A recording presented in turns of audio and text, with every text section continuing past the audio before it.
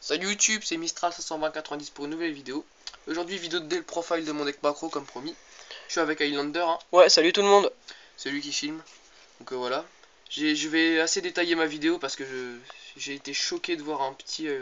on était le trash avec Highlander, un petit qui connaissait pas le macro rabbit, ni l'effet du tour guide, tout ça. Ça m'a choqué. Oh, mais ça c'était vraiment inacceptable quoi. Donc voilà, on va faire la decklist. Donc pour commencer, la carte la plus importante du deck, hein, qui dit macro rabbit dit obligatoirement Abyss Gishki. C'est une carte. Non, je déconne en fait. Hein. C'est une carte aussi kiff, j'adore cette carte. Donc voilà, non, on va vraiment. Sérieux. C'est mon gueule. De là par Softer. Alors celui-là, c'est la carte du deck. Hein. On bannit, on peut invoquer spé des monstres, deux monstres en mode du deck du même nom. Donc voilà. Les Sabrosors et les Cabazols. Donc voilà. L'avantage c'est qu'ils soient dinosaures pour faire nos Evolzar. Donc voilà. Alors avec, je joue aussi 3 Goiba préhistoriques. Donc toujours les dinosaures. Hein.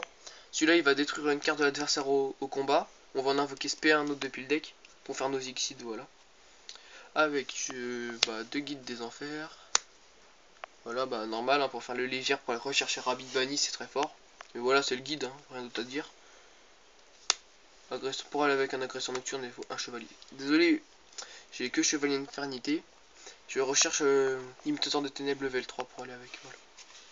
En monstre, il reste 2 Spirit Reaper pour stand-by. Et il est assez fort avec le macro. Quand on défausse de la main adverse, quand on attaque avec le macro, c'est banni direct, donc c'est fort. Et en dernier manche, je joue une taupe. Parce que c'est complètement anti-méta, ça casse les couilles à l'adversaire. Hein. Largement. Voilà, ça remonte les X dans l'extra, comme ça excusez-moi, je bug un peu. Les matos, ils sont détruits. Les gros pans ennemis, bah, ils sont morts. Vu qu'il n'y a pas beaucoup d'attaques dans le deck, c'est... Voilà. Voilà pour les monstres, je crois que j'en dois en jouer 18, un truc comme ça. Donc ensuite, pour les magies, bah, le staple, hein. Arcole, Eevee, Reborn, Book. Je joue 2 lances interdites. Parce que lance interdite, on baisse 800, il est protégé par les MP. Donc soit je m'en sers pour protéger mes monstres, ou soit je m'en sers contre l'adversaire, vu que le deck n'a pas beaucoup de patates pour les gros ports ennemis. Et avec le Gaiba pour détruire, c'est sympa. Et avec, je joue 3 MST. Parce qu'on est dans un méta full MP. Donc toujours très sympa. Alors j'hésite à mettre par exemple à la place d'un typhon un viseur rayon nocturne pour éviter que ça soit chaîné, surtout contre les mermaids avec leur abysphère, parce que ça c'est chiant. Ouais, c'est clair. Donc voilà, donc le piège de Macrocosmos, Macro Rabbit. Hein. Donc ça bannit toutes les cartes, donc c'est très fort dans le méta actuel, surtout contre le mermaid.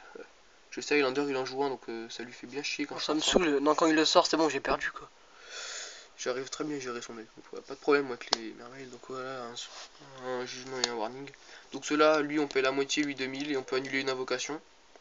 Lui peut gérer les magies aussi, lui quelques-unes, mais voilà. C'est très fort le fait d'annuler parce que l'ennemi ensuite il peut plus. Enfin l'ennemi, l'adversaire. L'ennemi, il s'est cru C'est où la lui? guerre, hein. Je te jure. La guerre dans Yu-Gi-Oh! Non mais l'adversaire il peut plus faire reborn sur ses monstres. C'est comme s'il était pas dans le cimetière en fait, donc voilà, c'est très très fort. C'était mieux à deux, mais bon, voilà, je joue la nouvelle version. Je joue. Est-ce qu'on est le 2 mars, hein? Bah oui. Hein. Non, je crois, ouais. Peut-être le 2. Deux hommages torrentiels, parce que ça gère tout le terrain, c'est très fort. Une OTK ennemie, on a ça de poser, on se dit, vas-y, joue encore, invoque encore, et boum. Et voilà. De bottom, dans le meta actuel, c'est très fort, surtout en match miroir, parce de que... bottom, hein, parce qu'on est le 2 mars. Non, je rigole. Ouais, je joue quasiment que des deux pièges, non mais... C'est très fort, hein. La bottom... non, mais sérieux, il joue vraiment trop de cartes pièges et c'est vraiment craqué, quoi.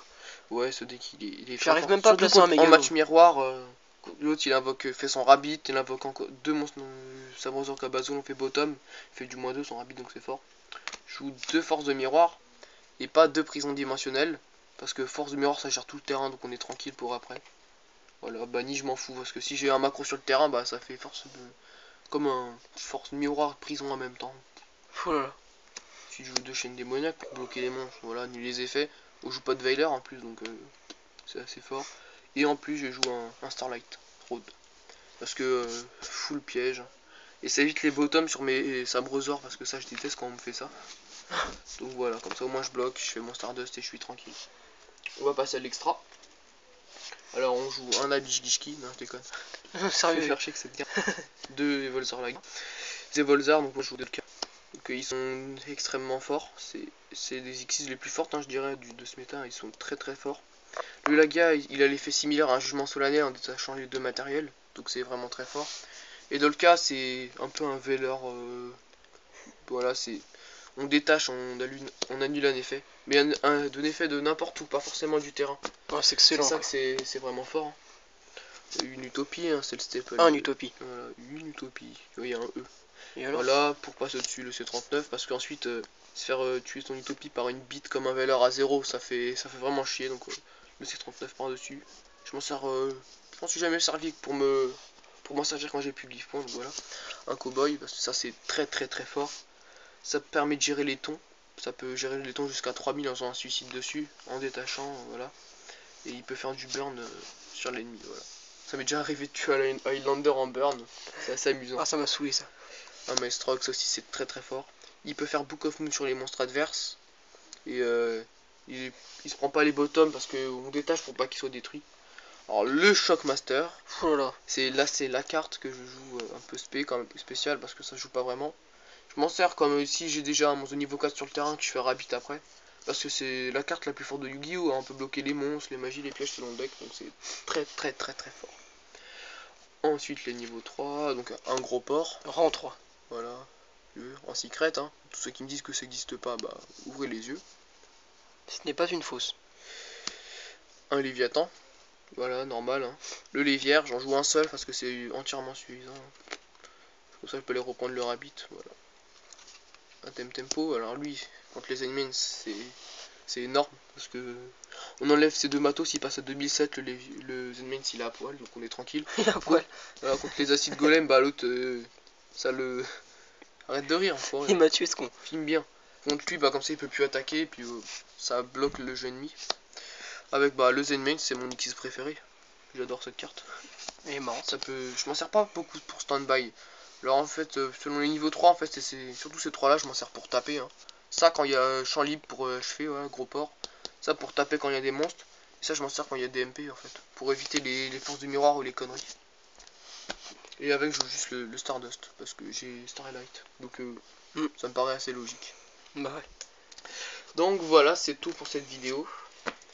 Dites-moi si vous avez des choses à améliorer. Hein. Je pense que là il est fini, mais voilà. Juste Petit conseil, ouais. Ouais, des petits conseils et tout ça. Je recherche juste le imitateur de TM level 3. Et au passage, si vous avez un Abyss Megalo, une Abyss Lind ou un Abyss Lead, je peux acheter et passer voir mon trad. Donc c'est Highlander 590. Voilà, il fait de la pub, il en profite. Bah ouais. On s'en fout. Non, sérieux, je les veux vraiment. C'est la seule carte qui me manque. Voilà, donc ensuite mes recherches, je risque de faire une autre vidéo de Binder parce que j'ai d'autres recherches. Je vais essayer de me faire un Mermaid parce que quand je joue celui d'Highlander, c'est énorme ce deck. Hein. Quand c'est lui qui le joue, bah il perd contre le mien. Et quand il prend mon deck et que je joue, bah je gagne contre le T'as sien. tout le temps les rabbits, je les ai jamais. Et oui, bah quand je joue ton deck, il n'y a pas d'excuse. Bon, Donc bah. bref, voilà. Ça YouTube. Donc c'était Salut. tout, et puis voilà, salut. Tu m'as stoppé. Portez-vous bien. Bref, Voilà. allez, salut YouTube.